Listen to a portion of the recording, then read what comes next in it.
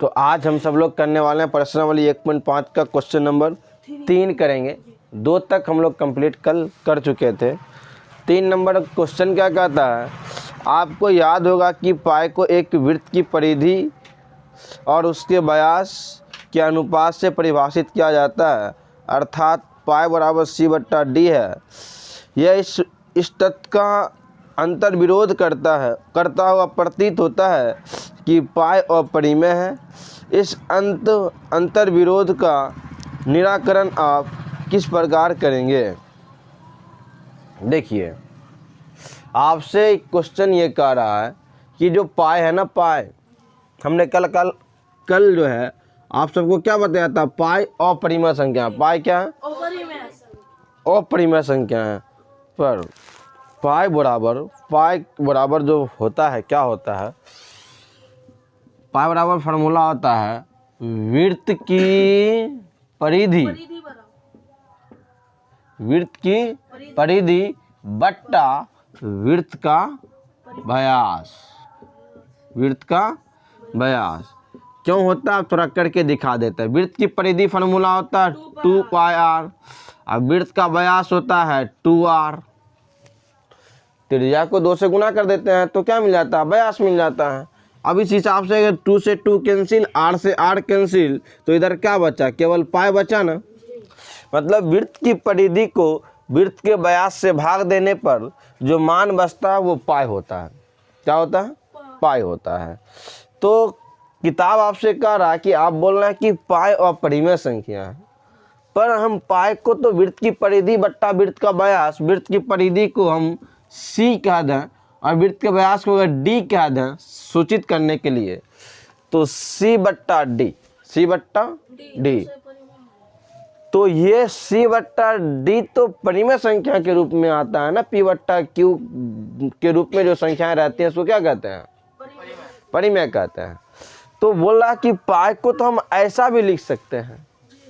तो फिर आप ये कैसे कह रहे हैं कि पाई अपरिमेय संख्या है? इस हिसाब से तो पाई परिमेय संख्या होनी चाहिए। क्या? तो आपको ये साबित करके दिखाना है कि नहीं, पाई अपरिमेय संख्या ही है, परिमेय संख्या नहीं है।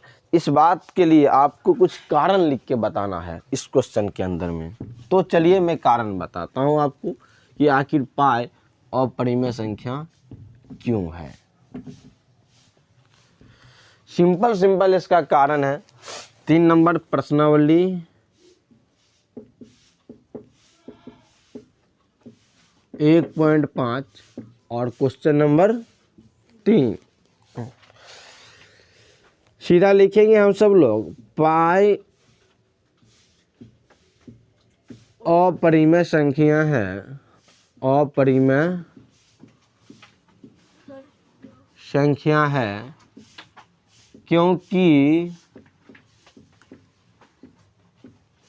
इसका मान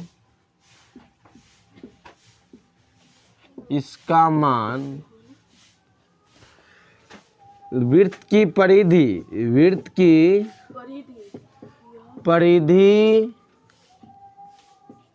में वृत्त के व्यास से भाग देने पर वृत्त के व्यास से भाग देने पर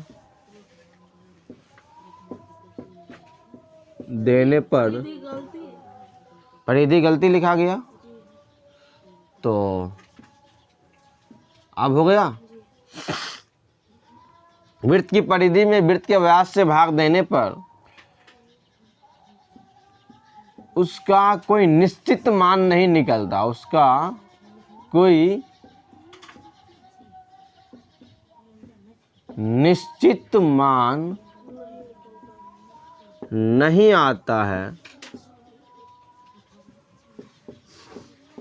है, उसका दशमलव प्रसार,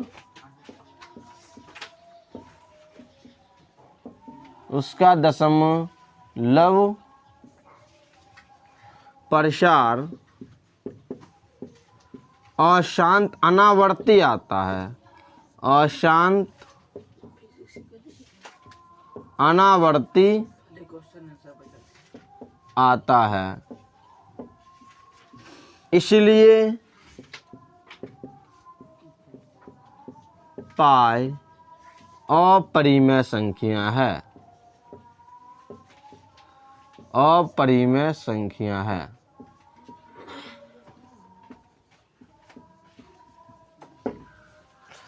ये है इसके कारण। थोड़ा सा एक बार समझ लीजिएगा।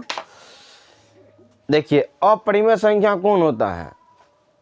जिस जो p बट्टा q के रूप में नहीं लिखा जाए, ठीक, उसको हम कहते हैं अपरिमेय संख्या। तो p बट्टा q के रूप में किस संख्या को नहीं लिख सकते हैं?